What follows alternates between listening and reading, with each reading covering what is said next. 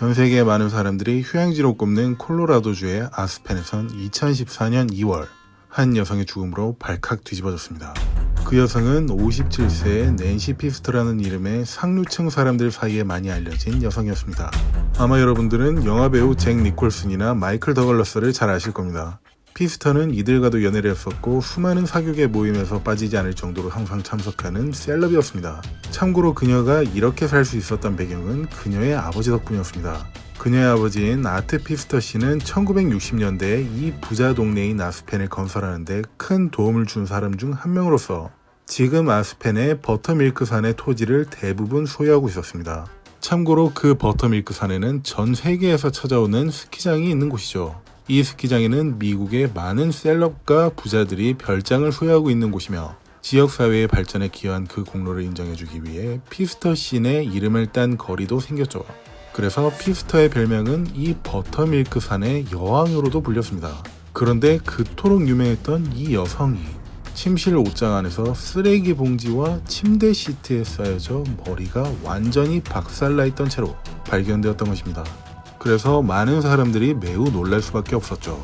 과연 그녀는 누구에게 살해되었고 그 범인은 어떤 이유로 이런 끔찍한 짓을 저질렀던 것일까요? 천천히 알아보도록 하겠습니다.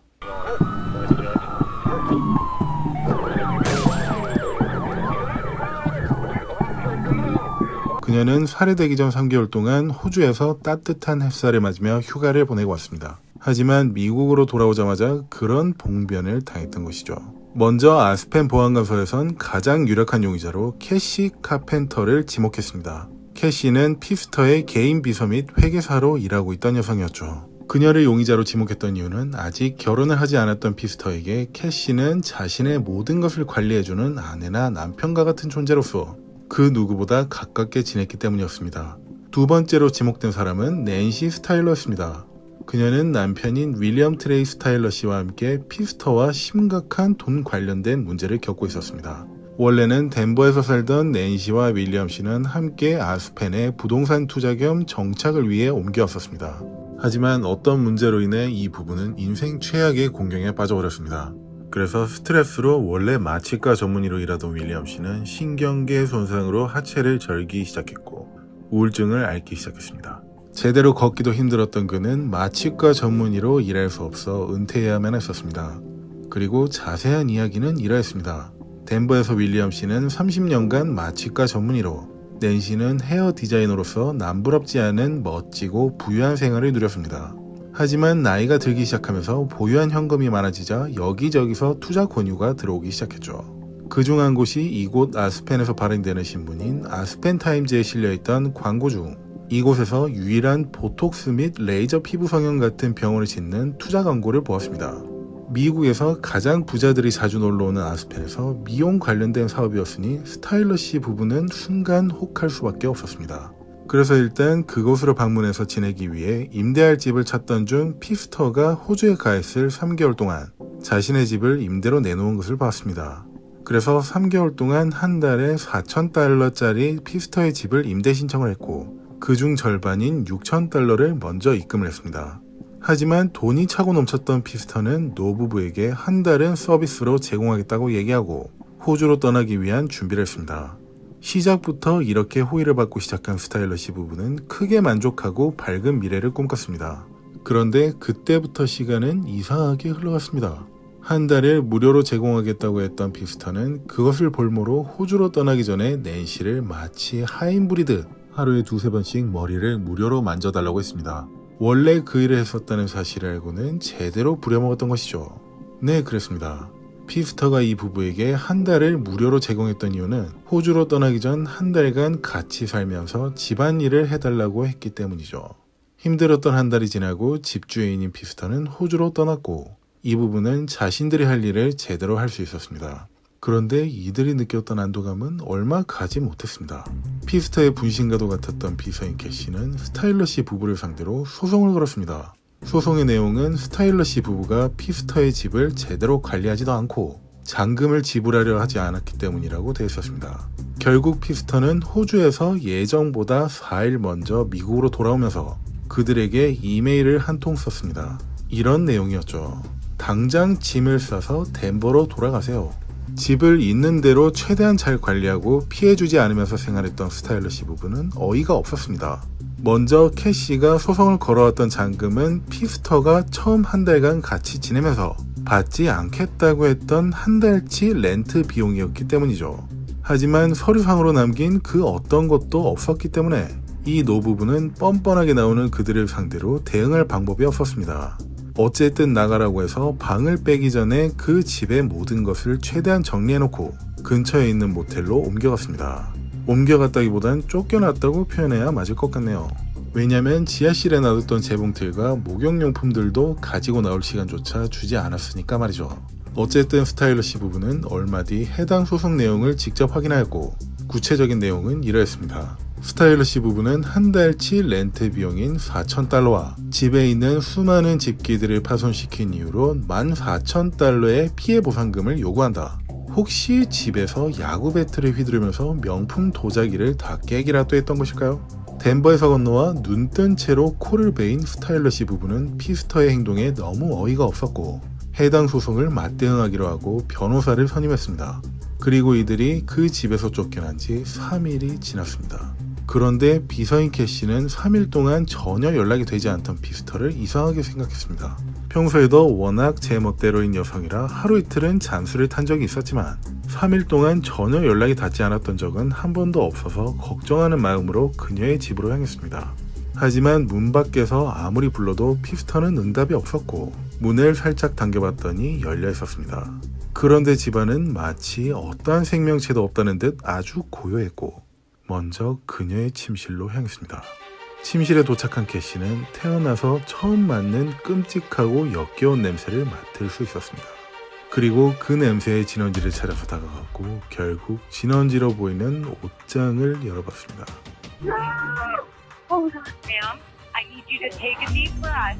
My friend, I gotta look in the closet. Ma'am, I need you to take a deep breath so that I can send you help. I need you to tell me exactly what happened. 그 여성은 바로 호주에서 돌아온 지 3일 됐다던 이 지역 유명 의사인 낸시 피스터였습니다. 그리고 이런 말도 덧붙였습니다. I gotta look in the closet.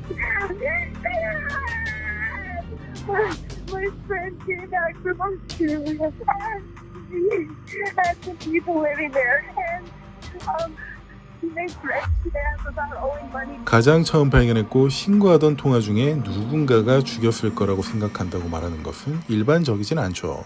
참고로 지목한 사람들은 여러분들도 잘 아시는 것처럼 그 집에 머물렀고 현재는 소송 중이던 스타일러시 부부였습니다. 어쨌든 그 이후로 캐시는 가장 유력한 용의자로 지목되었던 것입니다. 곧이어 현장으로 출동했던 아스펜 보안관서의 밥 브라디우스 형사는 침대 시트로 보이는 것이 바닥에 놓여있던 것을 확인했고 거기선 썩은 악취가 풍겨져 나오고 있다는 것을 알 수 있었습니다. 시트를 들춰본 밥 형사는 두개골이 완전히 으깨진 듯 엉망이 되어 있는 피스터를 볼 수 있었습니다. 밥 형사는 먼저 신고자인 캐시를 상대로 피스터를 발견한 상황을 설명해달라고 했습니다. 그러자 그녀는 이렇게 얘기했죠. 연락이 안 돼서 집에 와봤더니 이상한 냄새가 났고 침실로 와서 옷장을 열었더니 피스터가 죽어 있어서 911에 신고했어요. 너무 놀랐어요. 그리고 전 어떤 것도 손대지 않았어요. 그렇다면 시트에 쌓여져 있던 사람이 피스터 씨라는 것을 어떻게 하셨던 겁니까? 현장에 가장 먼저 도착했던 경관을 통해 들었던 것으로 보자면 당시 피스터 씨는 쓰레기 봉지 안에서 시트에 단단히 쌓여져 있었다고 했는데 이 부분을 제대로 설명해 주시겠습니까? 네. 그냥 쓰레기 봉투 틈으로 보였어요. 근데 그 틈을 보고 한 거예요. 그렇군요. 일단 알겠습니다. 협조 감사합니다. 그렇게 조사를 이어가던 밥 형사는 다음 날이 되어 캐시가 피스터의 금고 안에 있던 현금 $6,000와 비싼 다이아몬드 반지 2개를 훔쳐갔다는 사실을 알게 되었습니다. 이 사실은 캐시 본인에게 직접 들었던 사실이고 중요한 것은 피스터가 사망한 뒤에 가져간 것인지 살아있을 때 훔쳐간 것인지였습니다.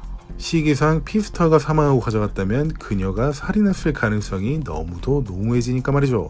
그래서 그녀를 불러 신문을 진행하였고 결국 그녀는 평소에 마치 노예를 부리듯 그녀가 마음에 안 들었던 것은 사실이지만 살인을 당하고 난 뒤에 그것을 훔친 것은 아니라고 진술했습니다. 물론 이것은 어떤 증거가 발견되냐에 따라 진실 여부가 확인될 것입니다. 그래서 박 형사는 피스터의 사체 부검 보고서를 훑어보았습니다. 부검 결과로 피스터는 뭉툭한 둔기로 머리에 수에 얻어맞아 두개골이 깨졌고 중추신경이 파괴되어 사망한 것으로 확인되었습니다. 일반적으로 살해된 사람을 살펴볼 때 죽고도 남을 정도의 상해를 입었다면 가해자가 피해자에게 상당한 감정이 있는 상태였다고 판단합니다.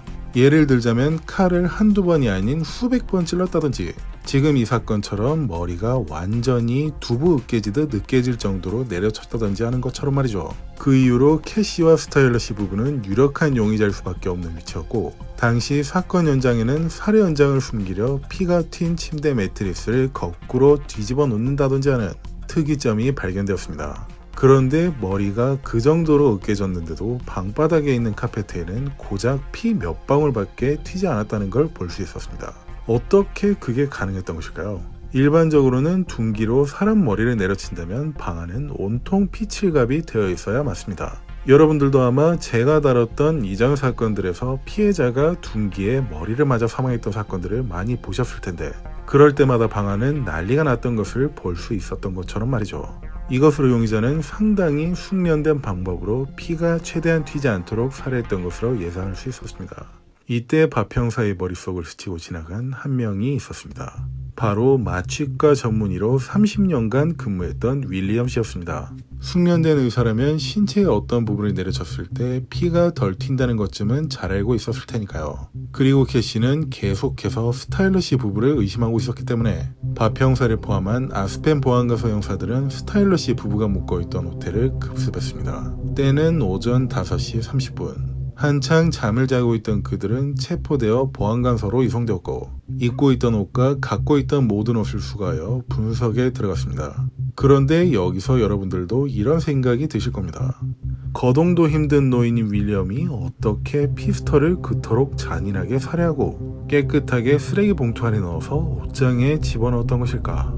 아마 여러분 중 몇몇 분들은 술에 취해 뻗었거나 어떤 일로 의식을 잃은 사람을 업거나 들어올리려고 했던 경험이 있을 겁니다. 의식이 있는 사람과 의식이 없이 죽은 오징어처럼 축축 늘어지는 사람을 옮기는 데는 들어가는 힘이 차원이 다릅니다. 의식이 있는 사람은 최대한 자신을 부축해주는 사람의 입장에서 들기 쉽게 무게중심을 옮겨주는 반면 의식이 없는 사람은 그냥 무게중심 없이 축축 늘어질 뿐이라 몇 배는 더 힘든 게 사실이죠. 그런데 윌리엄 씨가 그런 사람을 혼자서 저렇게 깔끔하게 정리했다?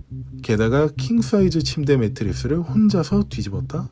살해는 어떻게 했다고 쳐도 공범이 있지 않다면 이 두 가지 사항은 절대 불가능해 보입니다. 일단 이런 가정들을 바탕으로 하고 스타일러 씨 부부를 상대로 신문을 진행했습니다. 그리고 신문 중 낸시는 자신들을 범인으로 몰고 있는 캐시가 범인이라며 오히려 그녀를 지목했죠. 자신은 화가 났지만 그런 짓을 할 만한 배짱이 없다고 주장한 것입니다. 게다가 한 집에서 같이 머무르던 한 달 동안 캐시와 피스터는 잦은 말다툼을 했다고 진술했습니다. 이런 모습을 지켜보던 박 형사는 캐시와 낸시가 주장을 하던 모습에 차이를 발견했습니다. 낸시는 자신이 피스터를 안 좋게 보고 미워하고 증오했던 그런 감정들이 있다는 것을 확실하게 어필하며 죽이지 않았다고 주장한 것이고 캐시는 싸운 적도 없고 싫어하지도 않았고 죽이지도 않았다며 주장한 것입니다. 여러분이 형사였다면 어떤 사람에게 더 믿음이 갈 수 있을까요? 당연하게도 낸시의 말이 더 신뢰가 갔을 겁니다. 박 형사도 마찬가지였죠. 게다가 낸시는 이런 진술도 했습니다. 저희가 쫓겨나던 날 제가 집에서 가져왔던 목욕용품과 재봉틀을 못 갖고 나왔었어요. 그래서 전 쫓겨난 다음날 그 집에 찾아가서 피스터 씨를 만나서 사실을 이야기하고 제 소지품을 갖고 나오려고 했어요. 그런데 문을 아무리 두들겨도 아무런 응답이 없었고 문이 열려 있었어요. 저는 살짝 들어가 봤는데 집안엔 아무도 없는 것처럼 조용했고 일단 지하실에 내려가서 제 용품들을 챙겨서 올라왔어요. 그런데 침실에서는 이상한 냄새가 나는 것 같았어요. 피스터 씨가 키우던 강아지가 한 마리 있었는데 그 강아지가 이상하게도 제 발을 물고는 침실로 끌고 가려 했었고요.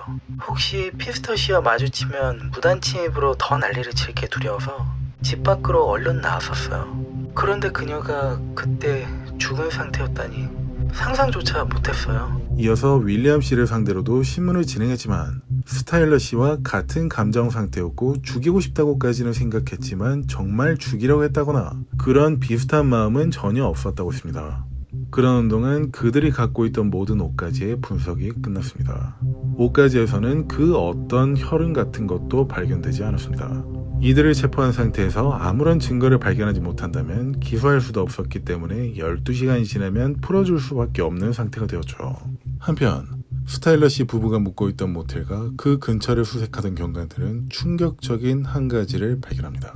그것은 모텔에서 약 100m 떨어진 곳에 있던 쓰레기장에서 발견된 피가 묻은 망치와 피스터의 개인 소지품이었습니다. 망치에 묻은 피를 분석한 결과 피스터의 것으로 확인되었습니다. 살해 용기를 마침내 찾아낸 것이죠. 그리고 그 쓰레기통 안에는 윌리엄의 DNA가 있는 쓰레기 봉투도 있었죠. 게다가 그 쓰레기 봉지는 피스터가 담겨져 있던 쓰레기 봉지와 같은 용량이었습니다. 이것으로 스타일러 씨가 매우 유력한 용의자로 몰렸고 그의 차량을 압수한 뒤 정밀 검사에 들어갔습니다. 그러자 피스터의 혈액이 트렁크에서 발견됩니다. 그리고 그들이 묵고 있던 모텔방 바로 앞에서 피스터 씨가 발견된 옷장의 열쇠가 발견되었습니다. 그런데 이 증거물을 확인한 스타일러 씨네 부부의 변호사인 가스 메카티 씨는 이런 의심을 했습니다. 정말 범행을 저지른 사람이라면 열쇠를 이렇게 대놓고 발견할 수 있는 곳에 놔두진 않았을 텐데 누가 봐도 일부러 떨어뜨려 놓은 듯한 느낌이라는 것이었죠. 한마디로 정리하자면 스타일러 씨네 부부를 범인으로 포장하기 위해 보안감사 형사들이 증거를 조작했다는 의심이었습니다. 어쨌든 이 사건은 아스펜 지방검사인 셰리 칼로이아 씨가 맡게 되었고 부부를 한 건의 1급 살인 혐의, 한 건의 증거 은폐 혐의로 구속 기소하였습니다. 게다가 아주 의심스러운 캐시도 약 11일 후에 같은 혐의로 구속 기소를 진행하였습니다. 이쯤에서 여러분들은 이런 생각이 드실 겁니다. 증거들이 발견되긴 했지만 그 어떤 것도 살인과 연관되는 직접 증거도 없는데 너무 무모하게 기소한 것이 아니냐 라는 생각이요. 그렇다면 이들이 기소되고 약 3개월 뒤에 열린 재판이 어떻게 되었는지 한번 보도록 하겠습니다. 그 재판은 기소를 진행했던 셰리 검사만 충격적인 사실을 알고 있던 채로 진행되었고 이 3명 중 한 사람이 그 사실을 법정에서 진술했습니다. 그리고 그 한 사람은 윌리엄이었습니다. 그는 사전에 작성했던 진술서에 캐시와 낸시는 아무런 관계없이 본인 혼자서 살인을 저질렀다는 자백을 했고 그 내용을 그대로 법정에서 진술했습니다. 윌리엄이 이렇게 행동했던 배경은 이랬습니다. 계속해서 범행을 추궁하던 셰리 검사에게 윌리엄은 계속해서 모든 혐의를 부정했으나 셰리 검사는 이런 식으로 흘러가게 되면 피차 좋을 것 없고 만약에 확실한 물적 증거를 찾아내게 된다면 아내까지 무기징역이나 사형을 받을 수 있다고 이야기했습니다. 그래서 여기서 자백을 하면 1급 살인죄가 아닌 2급 살인죄로 낮춰서 재판을 진행시켜 주겠다고 했고 윌리엄은 이 거래를 받아들이고 자신이 모든 범행을 저질렀다는 진술 및 자백을 한 것입니다. 그런데 여기서 셰리 검사는 이런 의문점이 들었습니다. 혼자서 그 모든 것을 했다? 사실관계는 어쨌든 그는 침대 매트리스 뒤집기, 옷장에 시체 집어넣기 등등 혼자서 했다고 주장했죠. 그리고 의심가는 또 다른 한 가지가 있었습니다. 피스터가 살해된 해당 시간대에는 낸시의 휴대폰 기록지가 피스터의 집으로 확인되었다는 점이었습니다. 이 사실을 놓고 윌리엄은 범행을 하러 갈 때 자신의 휴대폰 배터리가 방전되어 아내 것을 들고 갔다고 했습니다. 아주 많은 점들이 의심 같지만 어디에도 직접 증거를 찾을 수 없었기 때문에 순전히 자백을 믿을 수밖에 없었죠. 이것으로 캐시와 아내인 낸시는 혐의 없음으로 석방되었고 오직 윌리엄만 2급 살인죄가 인정되어 가석방이 없는 20년이 선고되었습니다. 많은 사람들은 이 사건에 대해 의구심을 가졌죠. 틀림없이 낸시가 살인 공범이었다고 말입니다. 그런데 윌리엄은 수감된 지 몇 달이 지난 2015년 8월 그 어떤 의혹도 풀어줄 생각이 없다는 것을 몸소 보여주려는 듯 감옥에 있던 자신의 방 안에서 목을 매달고 자살했습니다. 그리고 그가 자살하기 한 달 전 감옥에 수감된 채 진행되었던 2차 신문 영상이 공개되었습니다. 신문 담당은 셰리 검사였으며 그는 모든 범죄를 디테일하게 풀어갔습니다. 여러분들도 함께 보도록 하겠습니다. The first moment, I can't say that I was giving any great thought to what I was doing or how I was doing it. 그리고 이런 말을 덧붙였습니다. There's part of me that can't believe I did it. 이것으로 보자면 의도적으로 그녀를 해치려던 것은 아니었던 것 같습니다. She never had. It did. 일반적인 범죄자의 모습과는 뭔가 다른 모습을 보여주는 윌리엄. I remember going there with the intention of talking to her. I was angry with her and intended to challenge her and to demand that she retract her demands for more money.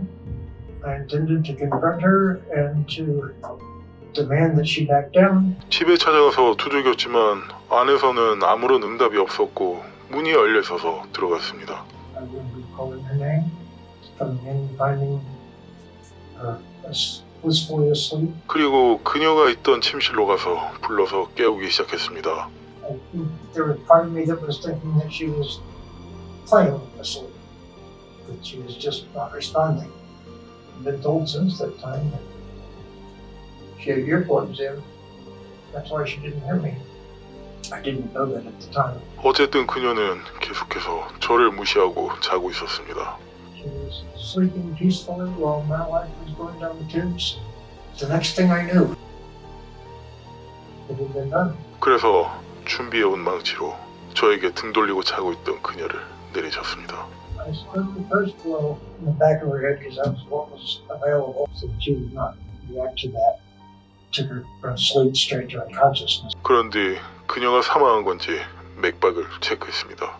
맥박은 그대로 뛰고 있었고 확실히 하고자 It was bang, bang, bang, bang. It was bang. What do I do now? And then it probably took a couple of minutes before I thought I'd just make sure I hit her the two frontal lobes on top. Because I knew that that would preclude any consciousness. 그렇게 확실히 살해한 뒤 그녀를 살해한 흔적을 지우고 숨기기로 마음먹었습니다.